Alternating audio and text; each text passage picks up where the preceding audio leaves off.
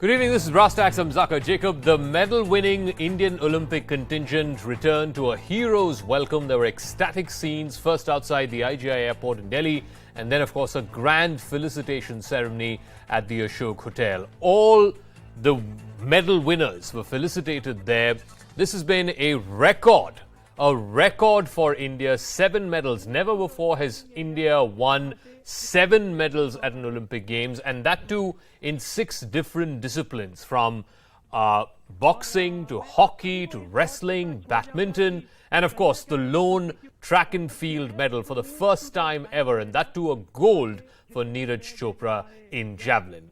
The larger question, and this could perhaps be the single biggest legacy point as far as the Tokyo Games are concerned, as far as India is concerned, and that is, can these games and can these record 7 medals spur a huge turning point in India's Olympic history? Can this be a turning point for India to move away from the bottom half of the medals tally? This time around, we ended up in the 34th or 35th position. Can we move away from the bottom half of the medals tally into the top 20, and perhaps, if we are being a little more ambitious, into the top 10 come 4 or 8 years' time, whether it was Paris or 4 years from there in 2028?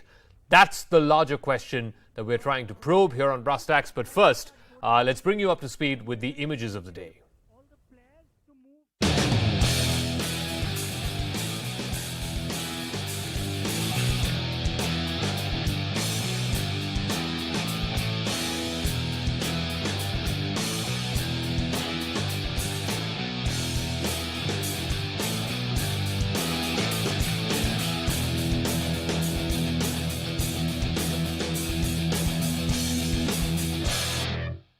Can this be a turning point for Indian sport? Much like the '83 World Cup, I guess, was for Indian cricket, can this be this Tokyo Olympics and the record medal haul that we have?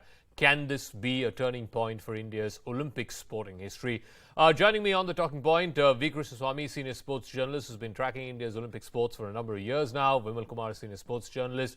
We'll also be joined by Sunita Godara, Asian marathon champion and Arjuna awardee. Mr. Krishnaswamy, I'll start with you. Never before have we won, 7 medals, and more importantly, in 6 diverse fields, from badminton to boxing to hockey, and of course the first track and field medal. Can this be a turning point for India's Olympic sporting culture and paradigm, as it were?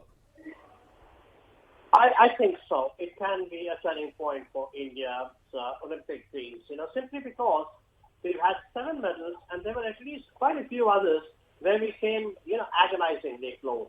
There was Aditi Ashok in the women's golf. There was the women's hockey team. There were a couple of wrestlers who came into the repechage. And, you've also got to keep in mind that it was another unfortunate Olympics for our shooters and the archers. Of course, the archers have never won a medal, but the shooters have delivered medals in the past, though the last 2 games have not been really as rewarding. So I think by 2024 or 2028, as you rightly put in your introduction, we should certainly see a double digit and should actually move on strength to strength. The athletics has shown that barrier, that mindset that the Indians can't win in track and field was also broken by Neeraj Chopra, and he also became the first Asian to win the Javelin gold. So I seriously believe that by 2024 and 2028, India can certainly aspire for 15 to 18 medals, and in, say, maybe 6 to 8 disciplines. So, yes, this could be the turning point for Indian sport. Yes, what does it take to make that breaking point, Vimal? I mean, I remember 20, 30 years ago, the Chinese were not considered a sporting powerhouse. They built a system, and actually, really, they came into their own. I mean, the breakout moment, as it were, actually happened towards, I think, the 96 games. And, of course, 2008 was, a whole different story altogether. But it took years and years, and then finally that breaking point happened. Do you think that this Olympics for India could be such a breaking point? Zaka, honestly, I want to be as enthusiastic and as optimistic like you, Mr. Krishnaswamy, who is such a veteran of Olympic sports, and like millions of fans. But at the same time, we need to be little realistic. What has happened in Rio? See, we don't have to go too back. The high of London was followed by the low of Rio. In London, we won. It was our best ever tally then, 6 medals, and suddenly we all were jumping, thinking that in Rio we will go double digit and all that. And suddenly it was just 2 medals. That too on the last couple of days. It was because of PV Sindhu and unexpectedly Sakshi Malik. So at the same time, but I think having gone to Rio, covered the game, and this time the kind of euphoria, kind of system now we have in place, and the young athlete. What is heartening is the emergence of young athletes. Now, if you look at 2 things which strikes most, from all the 7 medals which we have won, 6 were expected, except for Lavlina's medal. We all were expecting, and maybe the better color, whether it was Bajrang Punia, whether it was PV Sindhu, most of these athletes we were expecting they will win. And that's, I think, the biggest thing. Indian sports person, Indian athletes delivering on the expectations, because most of the time there is a huge burden, and no one knows it better than our hockey team. And if they could live up with the hype, the expectation. And at the same time, hockey teams also tells us it is not a matter of instant glory. Hockey team had to go through the low in the last 12 years, 15 years, what the work has been done by Hockey India, the different foreign coaches and new players and everything. Now we have seen finally a bronze. So it's a long process. Okay, Dr. Godara is also joining us. One of the things that's critical is the mental block, particularly in track and field, for example. I mean, we've had to wait 120 years to get our first track and field medal. But once that mental block, that jinx has been broken, and as Vimal was saying, you have a plethora of young people who are coming out. I mean, look at what '83 did for cricket. Look at what 2008 Abhinav Bindra's medal did for shooting in this country. You need that breakout moment. Can this be the breakout moment, whether it is for hockey, whether it is for athletics with Neeraj Chopra's gold, or whether it is for other sports as well? Yeah, you're very right. See, in wrestling, in boxing, we were getting medals, so hopeful medal prospects were there. But in athletics, there was no medal. So everyone was thinking, we don't have that kind of genes, we don't have that kind of height, we don't have that kind of weight and the body frame. This Neeraj Chopra, the golden boy, the poster boy, has broken all the jinx that, if you have determination, devotion, proper training, proper preparation, then you can win. Be a gold medalist with the same kind of frame. And now Indians, the youngsters, they have a role model in front of them. So what should be done now? There should be a feeder system. We have to have more medalists than for that feeder system from the school type. I'm not saying the normal schools. We have to have sports schools, like military schools for army, from where the army officers come. They 35 to 40% they come from the military schools. So same way, every state, every district, they should have sports schools where they nurture the grassroots level. When we have more grassroots level talented people, with this talent search program, which is normally in India, sorry to say, is not very fruitful. But then we have to work on this. Now, next Olympic is only 3 years. So not only these Olympic medalists or the Olympians who went for this time, we have to have more, those who try to qualify. So, I want to ask Mr. Krishnaswamy that, one interesting thing, and this is an extension of what Dr. Godara is saying, that, if you want to create an Olympic champion, you have to aim not for 24 or 28, probably 32. You have to pick a child who's probably 10 years old today, if you want to see him or her become an Olympic champion, 10 or 12 years from now. Our programs of identification, whether it is size programs or other junior level identification programs, are still concentrated on kids who are in their teens, 13, 14, 15, probably inching towards the 20 age mark. Whereas you look at the Chinese, whether it's their shuttlers, their table tennis players, their gymnasts, they're all picked up at 7, 8, 9, less than 10 years. And then they build them over a 10-year period, and eventually in their 20s or so, they come and win medals. When do we get that feeder system that Dr. Godara was talking about? Honestly, I don't believe in that feeder system where you catch athletes at the age of 7, 8, or 9, or 10. Because you've got to let a child be a child first, enjoy sport. That creates a sporting culture. Everybody needs to play every sport, at least 3 or 4 different sports, before you zero in on what you are actually good at. The Khelo India Games scheme conceptually has been very good. I only wish it was taken to its logical end in terms of creating academies, in terms of creating coaching centers, etc. Long ago, we used to have what was called as a special area games scheme, where you had the northeastern athletes picking up combat sports. There used to be cyclists from Andamans. There used to be archers from Rajasthan and elsewhere. There used to be gymnasts from Tellicherry. There used to be throwers and long-distance runners from the north, and the sprinters would come from southern India. So I think if we can actually create a system like that, that would be what will produce champions. And when you say 2032, I don't actually believe, because I think we have a nucleus to pick up a lot of medals for 2024 and 2028. There's a fair amount of talent out there. Our shooters are very young. We have athletes who are pretty young.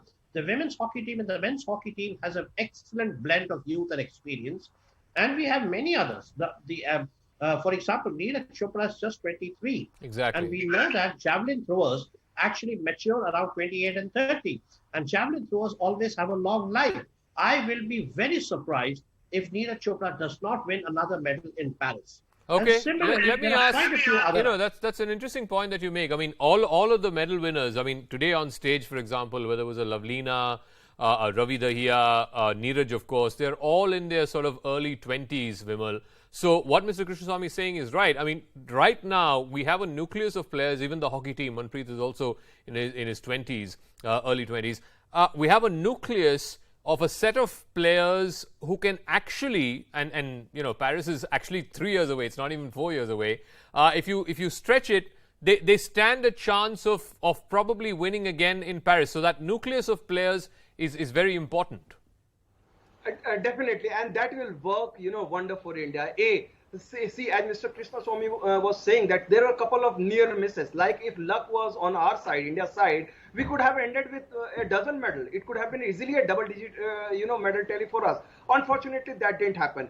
The good thing, what is most exciting is that all these winners, most of them are saying they are not satisfied with a bronze or silver. Look at Ravi Dahiya. He's saying, oh, I missed gold. Look at Bajrang Punia. He's saying, I'm disappointed. Medal, obviously, I will take the medal, but medal is gold. Lavlina, she's saying that medal ka color to sona hi hota hai. When you hear this kind of stories, an Indian athlete winning an Olympic medal is still unsatisfied.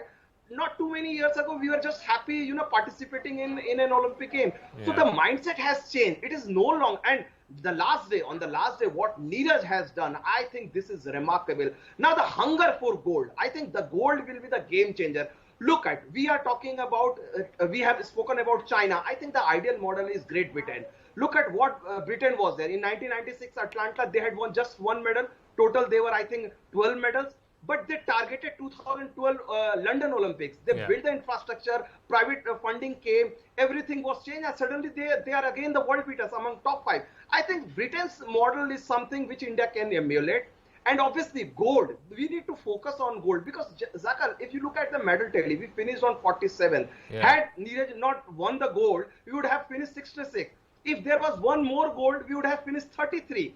Look at Jamaica, they didn't too many medals, but just 4 gold medals, because they dominate the sprinting, whether it's males or females, and that's why they are ranking in the top 20, 25. That is what India should aim for. Even if the medals are less, if you win more gold medal, your ranking will go higher. Up automatically. Okay. More people. Dr. Godara, I'll give you the final word. Just in terms of targeting gold, and it was great. I agree with Vimal 100%. When I saw Ravi Dahiya's match, yes, he lost in the final. He won a silver. Only Sushil Kumar has had a silver for wrestling in India before.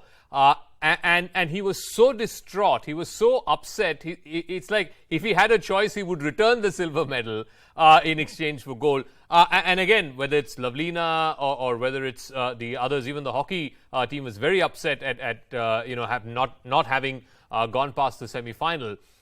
To have that, and there used to be a time not very long ago when Indian players were just happy competing. But now, not just competing, not just winning a medal, but they want to go for gold. I mean, that mental, breakout, if I say, that's how critical is that according to you? They are now, see, the mindset has changed, and they are now dreaming, and they desire to win gold medals. So now, once they are ready to go for the gold, then system has to create more Neeraj, more Bajrang Punia, more Ravi Daya, and more Sindhu, because see, we cannot depend only on one medalist. So feeder system has to be there, not at the childhood level. I'm saying there are more teams, those who are talented. We have tiger genes and champions breed, which we have to identify.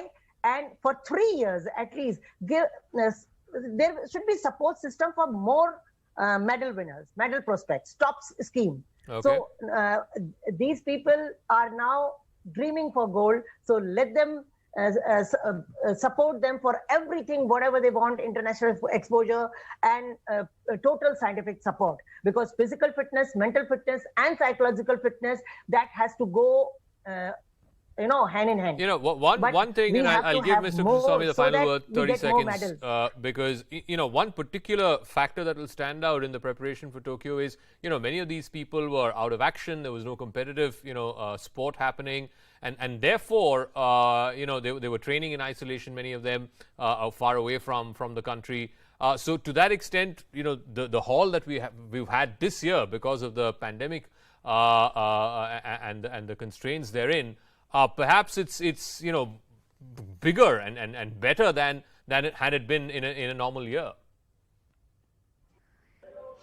Did you ask me that, Saka? Yeah.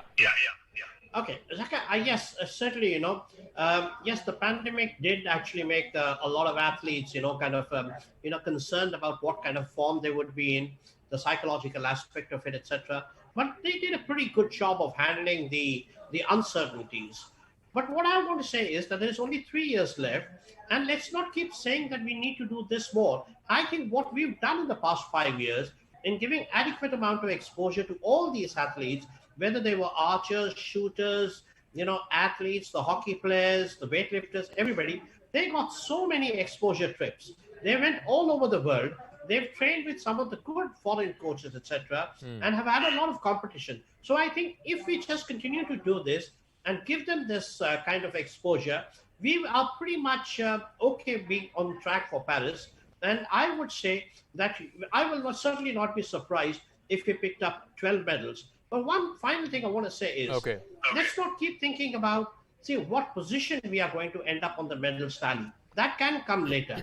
What we need to have is a bigger spread of medals, more medals, even if it means silver or bronze. The gold will logically follow. So once we have a bigger spread of 15 medals, certainly 15 to 20, at least 20% of that, 2 or 3 or 4, will turn out to be gold. We came pretty close to gold on quite a few occasions. Hopefully in Paris, it'll be much more than one. And you and I will still be talking about it. And we can say, yes, this was the turning point for India. Hopefully. All right. Fingers crossed for that. Thank you very much, Mr. Krishnaswamy, Vimal Kumar and Dr. Sunita Gurdara for joining us. As we move away from this segment and concentrate on the other stories that have happened, I just want to play out some of the reactions from the players. I want to, in particular, play out both Neeraj Chopra and Ravi Daya at the felicitation ceremony earlier today.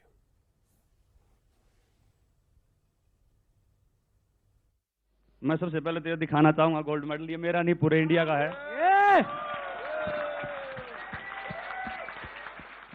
और मैं उस दिन से ही अपनी जेब में लेके घूम रहा हूँ मेडल को मैं सही बताऊं तो उस दिन से सही तरह से सो नहीं पाए हैं खा नहीं पाए हैं लेकिन जब भी मैं एकदम इसको निकाल के देख लेता हूँ ऐसा लगता है कि यार सब ठीक है कोई दिक्कत नहीं और मैं ये बताना चाहूंगा कि मेहनत तो अच्छी हुई थी लेकिन कहीं ना कहीं ये था मन में कि यार बहुत तगड़े कॉम्पिटिटर है हमारे और मेरी वर्ल्ड रैंकिंग 4th चल रही थी और कंपटीशन बहुत ज़बरदस्त था वहाँ पे लेकिन क्वालिफिकेशन राउंड में जैसी थ्रो लगी और उसके बाद मुझे लगा कि नहीं ये मेरे लाइफ का सबसे जो तगड़ा मौका है ओलंपिक्स और ये मैं नहीं छोड़ूंगा और मुझे लगता है कि अपोनेंट को देख के और कॉम्पिटिटर को देख के कभी भी घबराना नहीं चाहिए और ये मैंने एक्सपीरियंस किया है मेरे पहले ओलंपिक में, क्योंकि इतना अच्छा कंपटीशन होने के बावजूद भी और इतने अच्छे एथलीट होने के बावजूद भी हमने गोल्ड जीता है।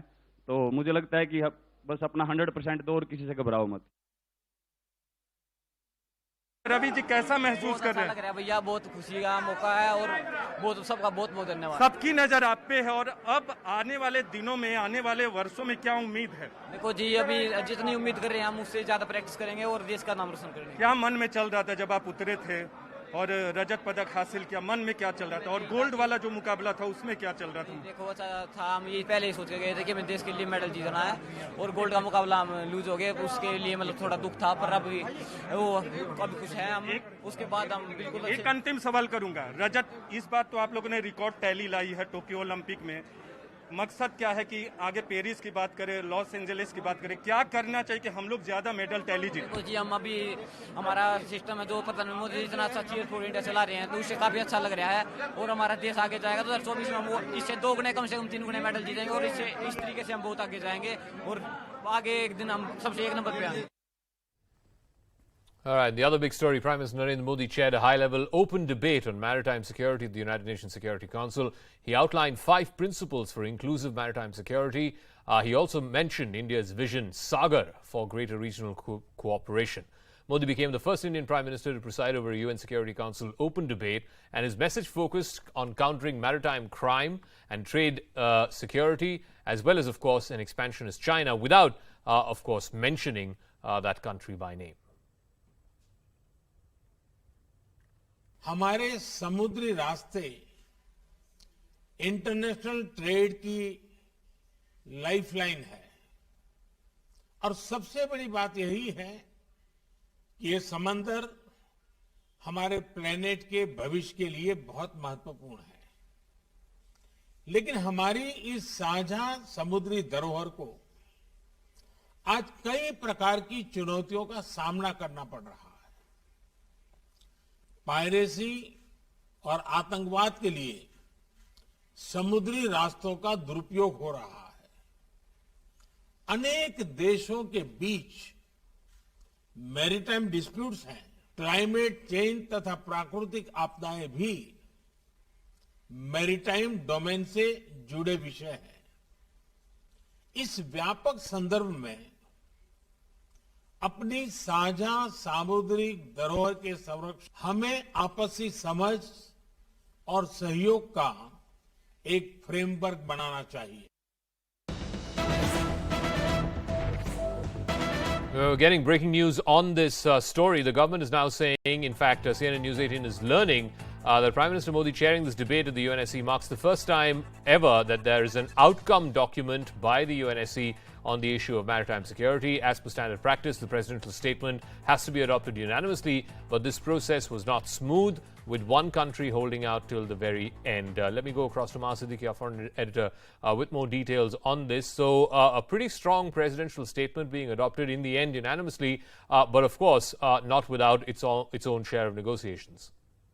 Well, absolutely. And it appears that China was holding out till the very end because of the language that was used on UN Convention on Laws of the Seas. This is UNCLOS, where that word or that the primacy of UNCLOS in managing maritime disputes was something that they were not comfortable with. However, the negotiators did manage to get that on board as well. So the presidential statement does include that now, the primacy of international laws.